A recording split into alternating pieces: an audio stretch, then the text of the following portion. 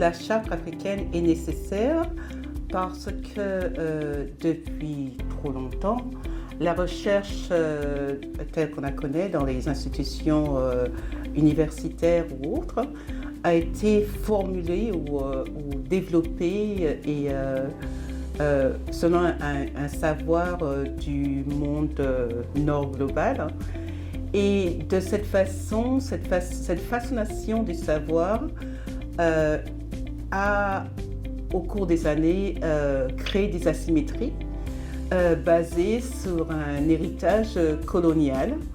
Et donc, la charte a son intention, justement, c'est de changer cette approche et de s'assurer qu'en fait, qu'il y a un meilleur équilibre au niveau de la représentation du savoir et qu'il y ait une participation équitable au niveau mondial de la connaissance et de cette représentation.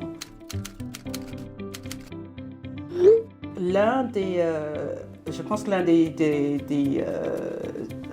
des actions qui sera nécessaire serait probablement en premier lieu d'avoir plus de participation équitable, c'est-à-dire lorsqu'on a un projet de recherche, qu'on ait une co-création, donc qu'on ait des co-rédacteurs ou que les personnes qui mènent la recherche, qu'ils ont un rôle équitable.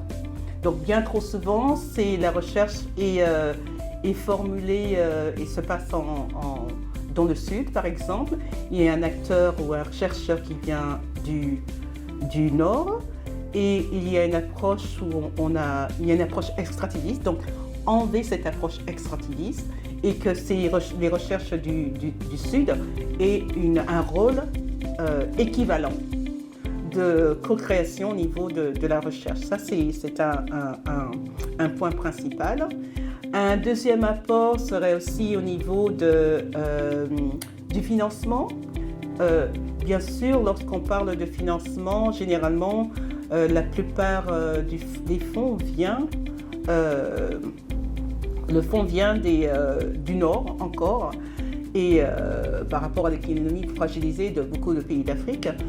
Et ce rééquilibrage, en fait, lorsque l'argent vient du Nord, cette décision au niveau de l'utilisation de ces fonds est généralement basée vers le Nord. Un financement plus équitable et plus équilibré permettrait aussi une meilleure façon d'aborder cette asymétrie au niveau de la recherche entre le Nord et le Sud. Et probablement une autre façon de regarder ça aussi, ce serait au niveau des publications, au niveau de la valorisation de la recherche, que souvent on parle lorsqu'on pense à la recherche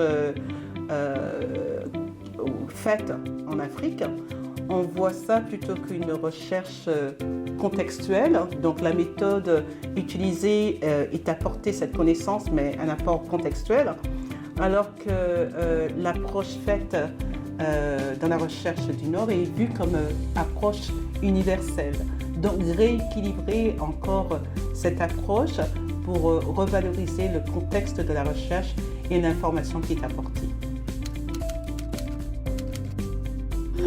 Mais l'ARES est dans une position, je dirais, privilégiée, étant donné que cette organisation travaille avec plusieurs universités. Et la chose principale à faire, je pense qu'il faut signer la charte, je dirais signer la charte de façon à justement accéder à ces outils et de soutien. Et certains des points qui ont été soulevés dans la discussion hier par certains intervenants quant à leur expérience au niveau de la recherche, au niveau du partenariat, aussi les conditions de travail pour les jeunes chercheurs, les doctorants, etc.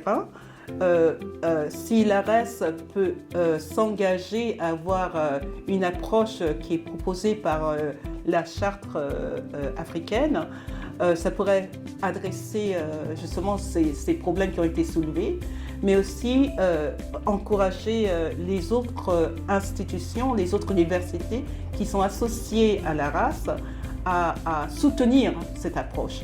Et je pense que c'est une approche qui sera très valide pour toutes les institutions qui sont associées à l'ARAS, mais aussi en Belgique de façon plus générale.